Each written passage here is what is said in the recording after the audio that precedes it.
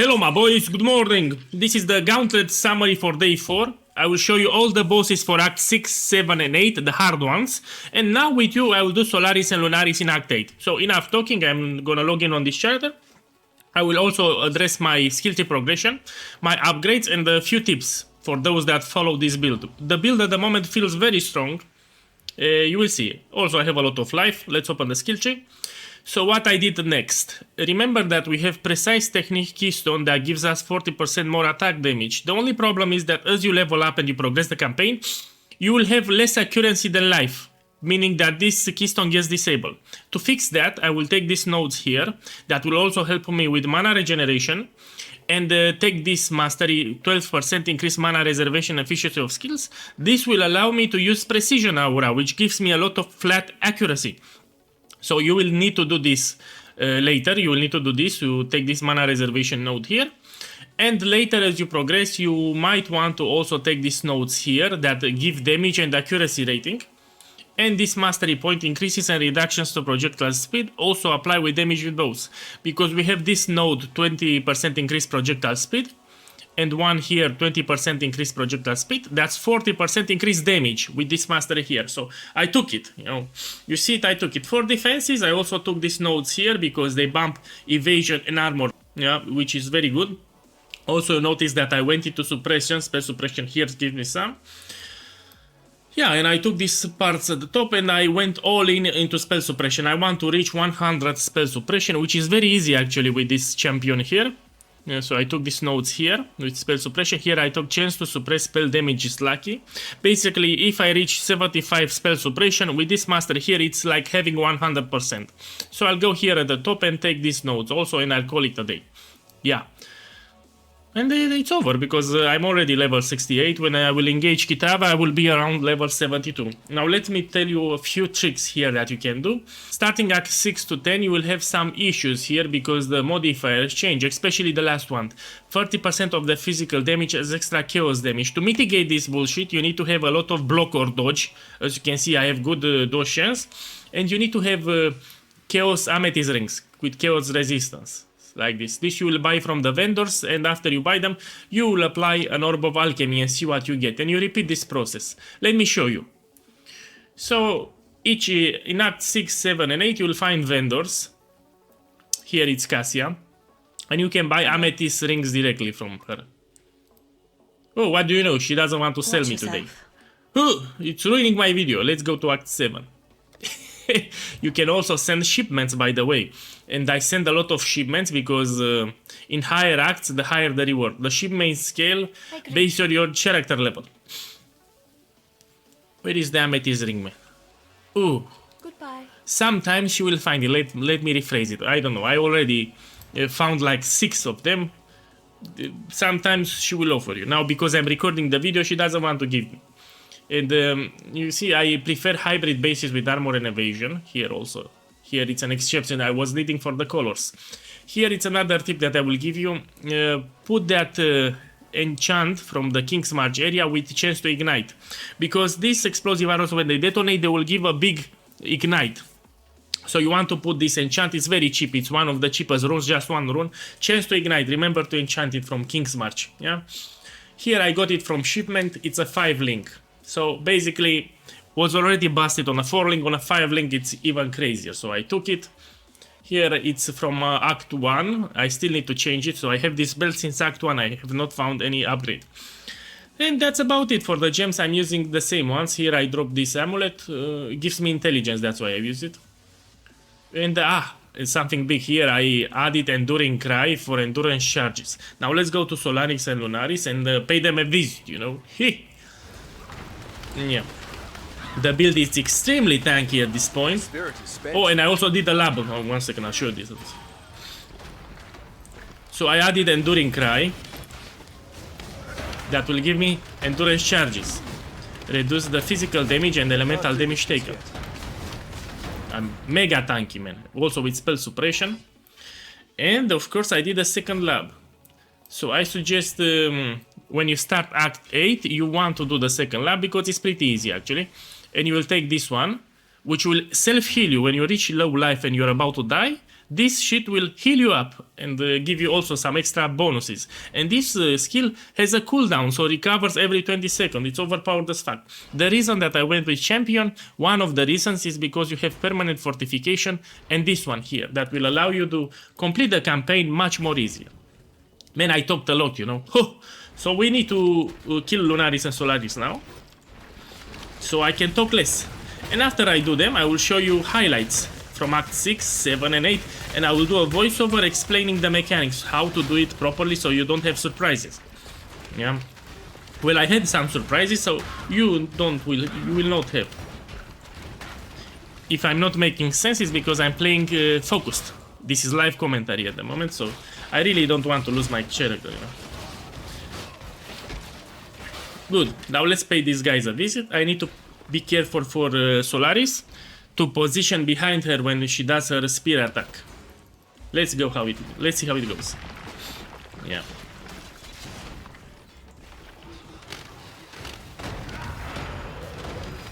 Damage is not an issue, man. These totems do a lot of damage. I'm also cursing them with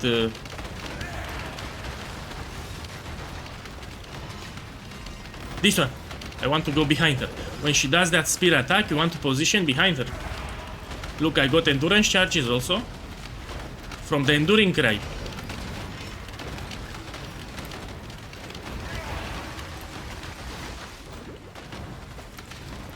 Oh, this shit is not hard, man. It's easy.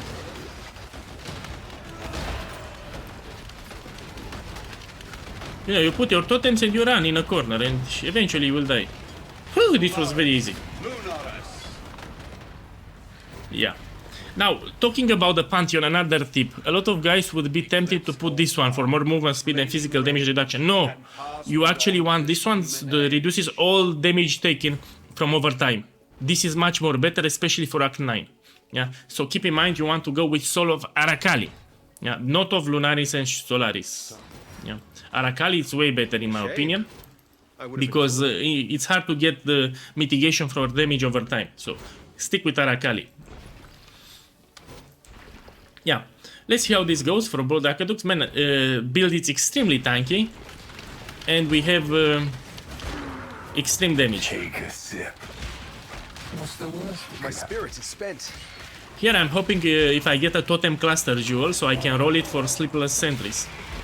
So I get free onslaught.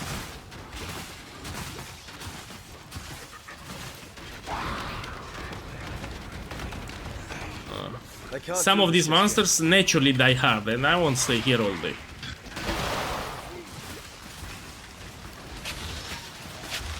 Oh, he's running after me.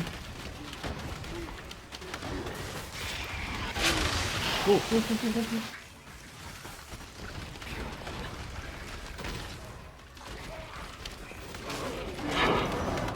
Oh, my first map. What do you know? I got it on the video. So everybody says that the Act 9 bosses are the hardest. You know, the hardest boss from the campaign, it's in Act 9. That's why I also took damage over time, because applies a lot of damage over time debuffs. So I don't want to have surprises.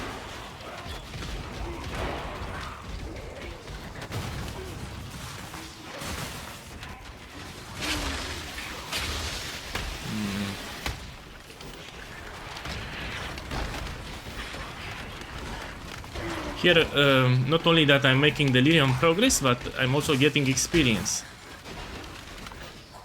which is great.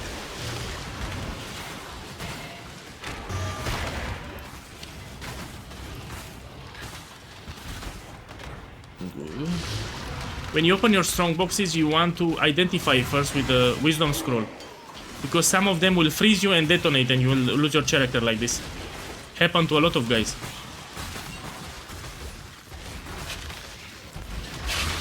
And I can close this because I got free rewards. Usually I stop at free rewards.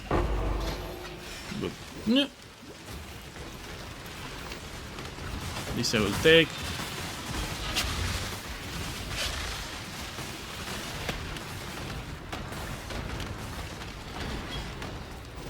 Good. Okay, look here what I'm doing. I will identify this and check the modifiers. So you don't want freeze and explode, detonate very close, because you will die.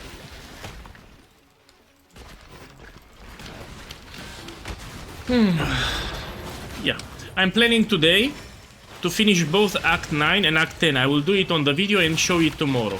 Yeah, because Act 9 and Act 10 are actually pretty short. And I feel prepared, you know. Then I will go to maps and see how far I can go. This build pumps a lot of damage even in red maps, so I'm pretty sure that after I finish this campaign I can level more than 90. Fast, I mean in one day. Yeah. So here I go to Act 9 on tape. Now let's see previous bosses for Act 6, 7 and 8 and see what we can learn. Let's go. For Act 6 Chevron boss, you want to roll 2 of your life flasks with immunity to corrupted blood. Because you have these spinning lasers that apply corrupted blood and you will get you dead pretty fast if you get multiple stacks. So these flasks, not only that they remove the corrupted status, but they also make you immune to future stacks. That's why you want to roll 2 flasks with immunity to corrupted blood. And you won't have any problems. So roll them with Orb of Alteration. You apply Orb of Transmutation to make it magic and you keep rolling them and you see immunity to corrupted blood. After this is the normal fight that you already know. Make sure that for Brutus you dance around him, because he does those powerful attacks. So if you run in circles around him, you won't have any problems. Here I'm going back and forth in the town using the portal trick to refill my flasks. Because I'm a little scared and I'm placing my flasks like no tomorrow and I need to recharge them. Yeah. A lot of guys told me why I don't use the keybind for the portal. The short answer is because I don't want. No man, I got used to it because when I play in League, it gives me information about my inventory status. And because I didn't do it since the event started, I won't do it now. I will finish the campaign without putting a keybind on my portal. It's personal preference, you can do it by the way. Yeah, so that's about it. The secret is to roll your flask with corrupted blood immunity. Now let's move on. For Aberrat, you always want to move. There are multiple reasons for this. First of all is that meteor that he spawns that can one-shot you. And then we have these volatile cores that follow you around. And if they stack on you and they all explode, you most likely will die or have to use the logout macro. As you can see, he died pretty fast because our totems here pump a lot of damage. Yeah. Overall, it's an easy fight, but you need to pay close attention. So you see, you get a lot of volatile cores. When you kill a mob, it will spawn a volatile core which will follow you around. And that pretty much sucks. Yeah. So again, you don't want to stop. So here you always place your totems and move. I feel sorry for guys that play different builds because they need to stop to attack. And it's pretty rippy. If you're a melee build, you should skip this boss for now. It's very rippy. Okay, let's move on.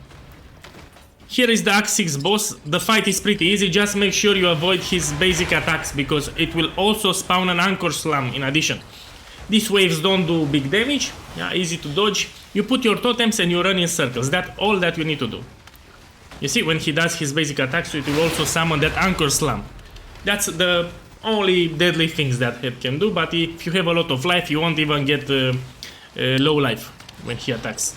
So you place your totems and you run in circles like a bitch. You know the drill. These are very easy to dodge. Yeah. They are telegraphed. Make sure you always have a portal up, just in case. You know, you want to have a portal up to replenish your flasks. If you notice, I have an amethyst flask. This is because in Act 6 I had negative chaos resistance. And when the enemies hit me with physical damage, I also take chaos damage. So you'll see me from time to time using the amethyst flask. I recommend from the campaign in Acts 6 to 10 to use an amethyst flask and a granite flask. This will give you chaos resistance and armor. These are the flasks that I suggest you should use. Oh man, the fight was pretty easy. I was expecting something harder. It's easy because we're playing totems that allow us to move. So we just place the totems and we run in circles. I'm also cursing the boss with Enfeeble, so he deals less damage to us. Here we have the Act 7 Maligaro fight. This is pretty deadly actually, I can see a lot of people ripping here. Yeah. So you need to move at all times, this is the idea, and you need to avoid these lasers that spawn on top. The rippiest things are these two alts that he spawns. You need to be very careful. Yeah. I'm also placing the amethyst flask quite often, you will see. Yeah. So these two guys are very rippy, man. You need to kill them fast. But again, because we are using totems that auto-target things for us, things are easier. You know. I got here a big hit, no problem. Here is the second ad. You don't want to stay close to him because that shit does a lot of damage. Yeah, so I'm just putting the totems near him and then I run. Yeah. Good. Remember to curse with Enfeeble and use Enduring Cry. Here I panicked and I forgot to use Enduring Cry. It will give you free endurance charges. Maligaro dies pretty fast. Only the ads were very deadly. Look at his life. He will die fast. Good. That's two for me, artist, but who's counting? Here is Gruktul from Act 7. For this fight you want to put the totems close to the boss and run in circles, never stop. Make sure that you don't stand near him because he has a powerful physical damage attacks that can shred you. So he will go close to you, just run away. You will dash out. You put the totems next to him and you'll dash out. This fight is a little trickier because it also spawns a lot of ads that will take the attention of the totems. So the totems will also focus the ads. Yeah. So the idea is that you don't want to stay near that boss because he has a powerful attack that will slam you and takes like 90% of your life. Yeah. Totems did the job, now you clear everything. So this is a tricky fight, you don't want to stay close to the boss. But playing with totems helps you. For the Arakali fight, there's nothing special. Basically are the same attacks, but it will spawn more lasers. Here, you just need to do the normal dodge that you would normally do in Act 7. So you move at all times, place the totems near the boss, and you dodge things. That's what I'm doing here. I'm placing the totems near the boss, and I'm dodging the rest. Again, totems near the boss, and I'm dodging the rest. Nothing special here. And you want to press that amethyst flask when you see a lot of things on the screen. Here I'm refreshing my flask, I will go back. Yeah, this fight was not hard. Put the totems near the boss, and then focus on dodging all that scrap. Easy. Good.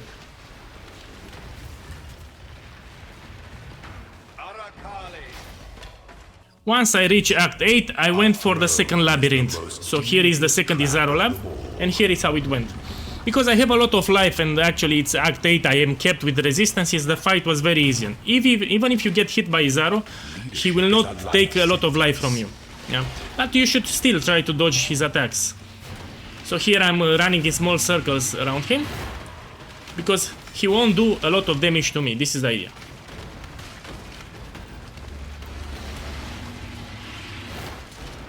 Look, I got a direct hit, no problem. Yeah. So I suggest, in order to be safe, you should do the second lab at the start of Act 8. The moment you enter Act 8, you should do the second labyrinth trial. And here you take the second overpowered ascendancy point, which is this one, that will heal you when reaching low life. This will save your ass and help you to finish the campaign much more faster. Here is the Act 8 Doedri fight, and I have a great warning for you. So here is you have the valve that will start the encounter. What you need to do here, so after Doedri spawns and you damage her, you need to reset the valve. So she will apply some debuffs that will increase the damage that you take. Also some debuffs that will make you attack slower. So make sure that you always press that valve from time to time to reset it. This will clear all the debuffs. And a lot of Saki boys don't click the valve, and they get up to 100% increased damage taken. Doedri does physical damage, so you want to have a Granite Flask and Amethyst Flask because of the global modifiers. Yeah, so you want to press that Amethyst Flask and Granite Flask from time to time.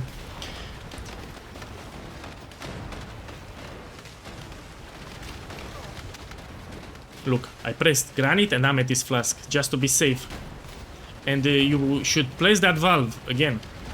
You don't want to get a lot of stacks. The purple ones make you attack slower, move slower, and sucks. Okay, so here it's again. I'm trying my best to place the totems near her and then run in circles around. You always want to run so you don't get hit. My boys, I really hope that you enjoyed this post commentary, and remember for the King's March mechanic to send ships. Yeah, not only that they give you gear, but if you send crops, you also get currency to upgrade and reroll your items, your rare items. Yeah, just don't send with risk. Maybe until you see risk 0 here. Put done and select ribbon fail, so you get currency items. They also the ships comes very fast. And another thing that you might want to consider, once you upgrade the town hall to level 2 here, you have access to the black market. And especially for lower acts, because these items will be cheaper, you can find your upgrades. Let's say I don't have a good belt, I'll try my best to gamble it. Look, good life here and good life regeneration. I can apply, it's a great belt. Yeah, I can make it rare and use it. Let's try another one, no. Yeah, so I'm considering using this. I will try to find a regal orb to make it rare, and then I will craft something and do an upgrade, because this is better. Good life regen. Yeah. Okay, so see you tomorrow in my last video, where I will show you how Kitava went. Hopefully went good, and I will open the box with you to see what we get, and then I'll continue to maps. Enjoy the rest of the day, and good luck!